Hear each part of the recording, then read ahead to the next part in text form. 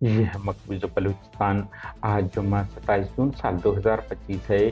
Balochistan today سے آج کے علاقائی خبروں کے ساتھ میں ہوں آپ کا میزبان الیاس بلوچ۔ مستنگ مختلف علاقوں میں قابض پاکستانی فورسز کی جارحیت جاری رہا، متعدد افراد لاپتہ، 2 کی شناخت ہو گئی ہے۔